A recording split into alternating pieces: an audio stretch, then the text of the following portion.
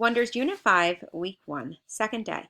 Our central question, remember, is what experiences can change the way you see yourself and the world around you? Our weekly skills this week, we are reading about the genre realistic fiction. Remember, realistic fiction is something that is made up but could be true. Our strategy, one of the strategies we're doing is making predictions. When we read, we should make predictions to make sure that we are staying interested, focused, and that we are more involved in the story. Our main comprehension skill is compare and contrast, and our vocabulary skill are context clues.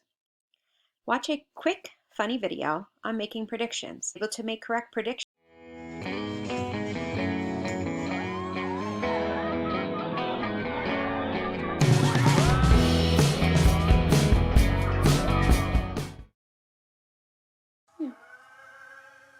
Box. Open it up.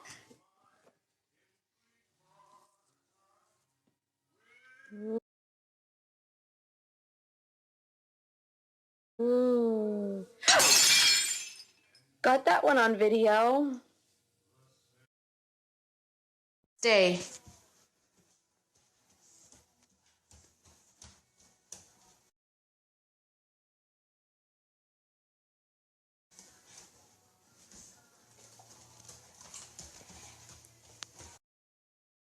Have to have some help.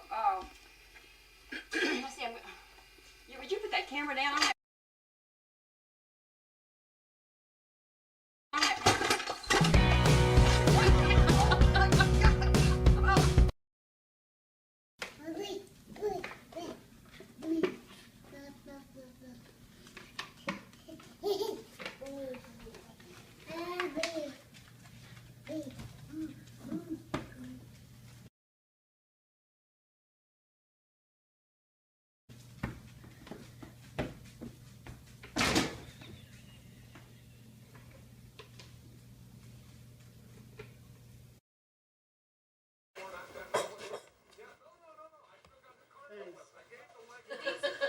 Put it in the window a minute. Oh, that thing is hot. Oh, that thing is hot.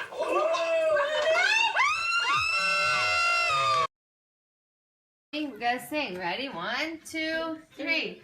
Happy birthday to you. Look at it. Happy Eddie. birthday to you. Happy Happy birthday, birthday, dear dear Eddie.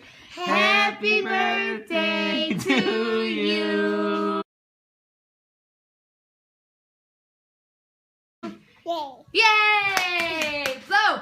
Say hair! What's your hair? Oh my god. Oh my god. This is my new Flutter by Sherry, and I'm going to show you how it works. First, you put it on here. Then you press the watch it button. That's that. And then it'll fly up in just a second.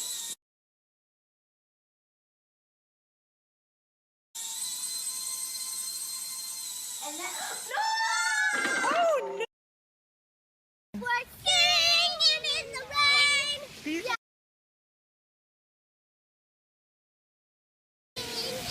Oh my gosh! Off of that thing. And you head up. Get up off that thing. And you think now. Get up off of that thing. And you head up. During those funny videos. Let's see if you can make predictions as we read the story Miguel in the Middle. I'm going to read it. If you want to, you can also read it on ConnectEd. Miguel in the Middle.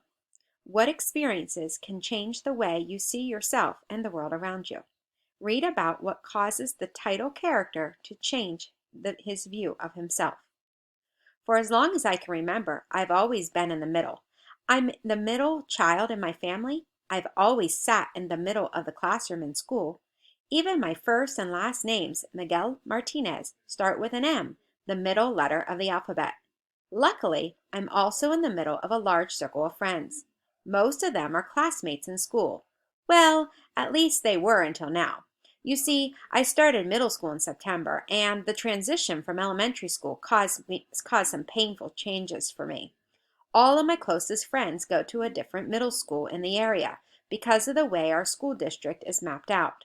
The only classmate I know from my old school is Jake, who's a genius in math. But since it's not my favorite subject, we never became friends. Another big change is that I'm no longer situated in the middle of the classroom. My seat is now in the front row. Also, my new teacher shoveled tons more homework at us, especially in math, than we used to get. So you can imagine why my heart wasn't exactly dancing when middle school began. By the end of October, Jake and I had become good friends. It happened because I was so hopeless trying to do my math homework. I have a disdain for math, especially fractions. To me, fractions are a foreign language. I may as well be trying to learn Greek or Latin. So one day I approached Jake after school. "Hey, Jake," I began, "I was wondering if you could help you with your math homework, right?" he said, completing my sentence. "Sure, I'd be happy to help you, Miguel." I was stunned because, to be truthful, I wasn't sure until that moment if Jake even knew my name. And yet, here he was, happy to save me from drowning in a sea of math problems. That night, Jake and I had a study session, and it was time well spent. I must admit that Jake's a superb math teacher. He uses slices of pizza pie to explain the idea of eighths and sixteenths, and by the end of the night I finally understood why 8/16 is the same as 1/2. The next day in class I was even able to answer one of the math problems our teacher put on the chalkboard. She was surprised when I raised my hand and guessed what. So was I. They say time flies when you're having fun, and I guess it's really true. I can't believe winter vacation is almost here. The school days have been flying by like a jet plane. I suppose it's because I am much more focused student, especially in math, than I ever was before. Until this year, I have always looked forward to the prospect of a school break. Now I actually feel sad that I'll be away from middle school for 2 weeks. The other day, the most amazing thing happened when our teacher gave us a math brain teaser. She asked, if you wrote all the numbers from 1 to 100, how many times would you write a 9? The question was harder than it seemed. Most of the students said 10, although some clever kids said 11 because they realized that 99 has 2 nines, not just one. But Jake and I were the only students with the correct answer, 20. Everyone else forgot to count all the 90s. Jake and I plan to hang out together during winter break. He promised to show me the math museum downtown. It won't just be us, however, since all my new friends from middle school will come too. You see, even though I now have a completely different perspective on math, some things haven't changed. I'm still in the middle of a large circle of friends. So that was our story of Miguel in the Middle. It is a realistic fiction. Remember, realistic fiction stories have characters and settings that could actually exist, may have a first-person narrator, and this one was because Miguel is actually talking, and he is the main character, may include figurative language such as hyperboles and metaphors. And remember, a hyperbole is an exaggeration, and a metaphor is comparing two things. So if we see here, we have some text evidence. I see that Miguel in the Middle is realistic fiction. Miguel attends middle school. When Miguel says that teachers shovel tons more homework, he is using a hyperbole, as people do. Shovel is used as a metaphor to show how homework seems to be assigned. So we know that they don't actually shovel the homework, but it is something to show you that it's a lot of it. And it's not that much more. It's not a ton more, but it is more than what he was used to. Remember, our other skill was making predictions. The one place here where they made a prediction is at the beginning of the story. It said that Miguel's friends had gone to a different school. When I hear that, I know that somebody that is losing their friends might be unhappy. But then I made a prediction because it talked about the one person from his school, his old school, that attended his new school. So I could have guessed there that they might become friends. Compare and contrast. Watch this short video on compare and contrasting. Tonight, the two most popular teenage spies face off on The Story House, reality TV's only show filled with your favorite writers and characters.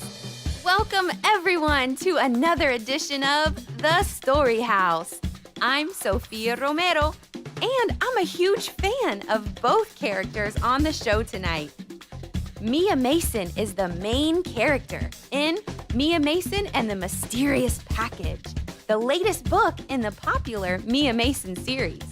While newcomer Philly LaRue, main character in Philly LaRue and the Way Wrong Number, shows us that there are plenty of mysteries way out in the country. Let's see what the two most popular teenage spy novel characters had to say this week. I actually wouldn't mind getting evicted. It's so boring in here, and there's no ocean nearby.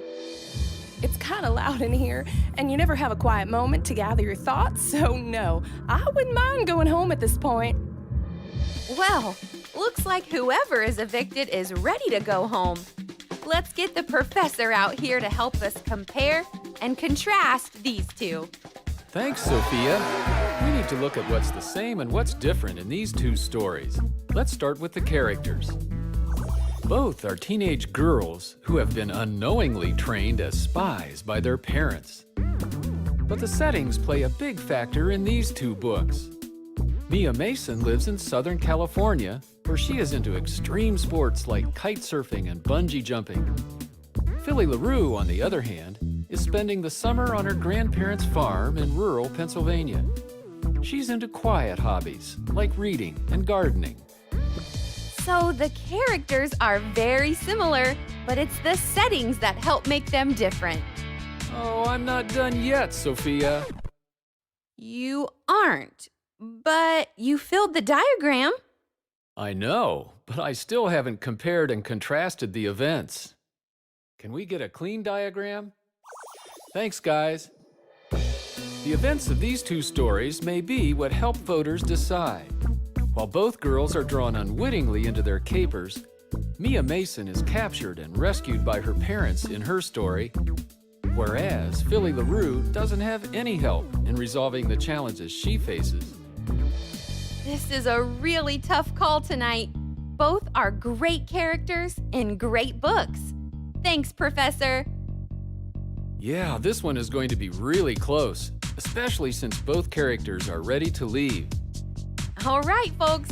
As always, phone lines open just after the show. Man, Professor, you really threw us off with that last diagram. Just like in the video, when you compare and contrast in a story, you figure out how the places and times are alike and different. In a story with more than one setting, you can compare and contrast the effects of the different settings on the characters.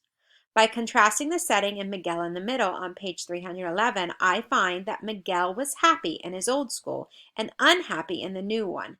However, he wants to have friends no matter where he is. So in the old school and elementary, I'm in the middle of a large circle of friends. And then in the new school, the only classmate I know is Jake. And for both of them, he wants to have friends no matter where he is. And we know this does change in the end because he does say he's in the middle of a large circle of friends on the very end. Our vocabulary strategy are context clues. And here's a short video on context clues.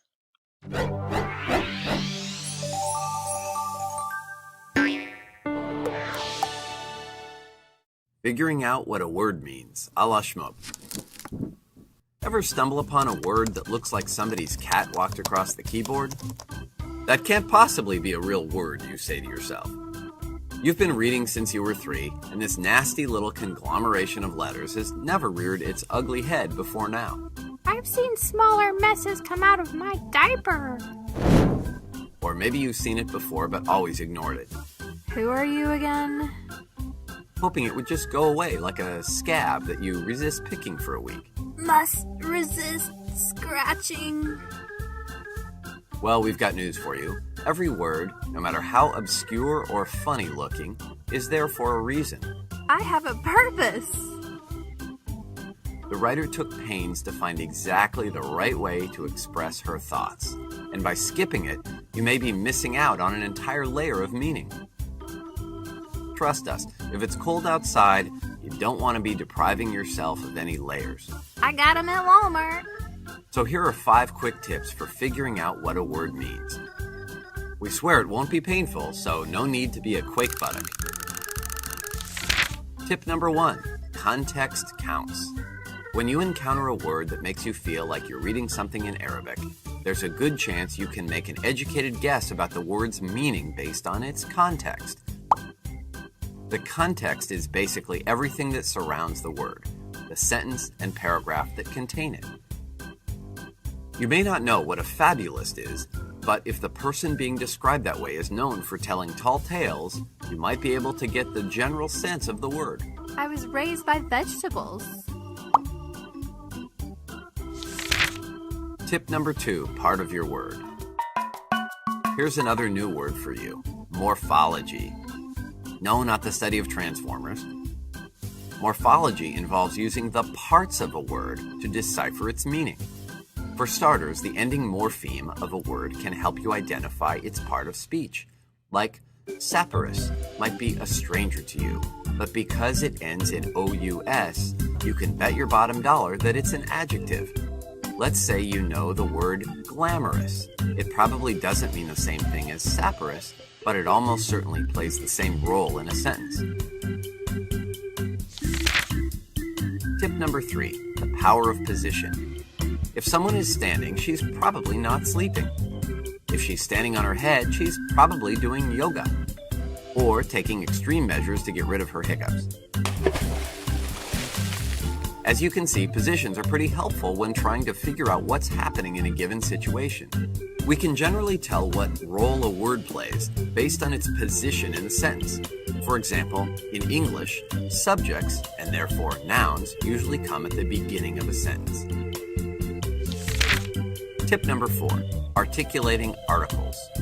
When we say article, we're not referring to the latest expose on corruption in Chicago politics. Nope, we're talking about little words like and the. Those little suckers that only appear before nouns, or nouns being modified by adjectives. You can't say sing or write. Well, you can, but not without getting funny looks. By spotting an article before an unknown word, you can be sure that the word in question is a noun. Okay, tip number 5, brain to the rescue. You don't give your brain enough credit, which isn't wise because if your brain is feeling unappreciated, it might make you do something stupid or crazy and embarrass you in front of a whole lot of people. It has that power. You guys want to play some foofball? Your brain has seen a lot of words in its lifetime. Sometimes just by seeing a word, your brain might have some inkling as to what it means. It's been around the block, so if your brain is telling you something, don't disregard it. If you do, don't blame us the next time it makes you walk smack into a glass door. Ow!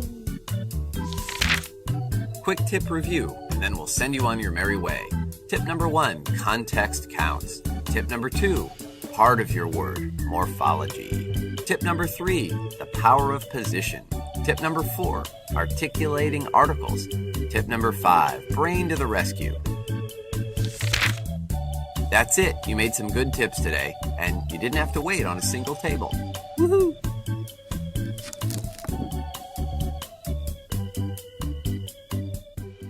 I don't see... Subscribe to check out more equally fantabulous videos. You should see the subscribe button just below this one.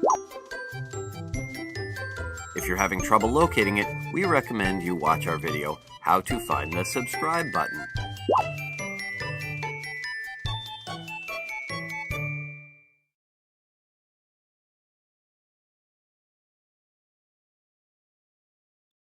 When you find an unfamiliar word or a multiple meaning word in a sentence, you can look for sentence clues such as comparisons to help you figure out the meaning. So if we take a look at the second paragraph, it says, all of my closest friends go to a different middle school in the area because of the way our school district is mapped out.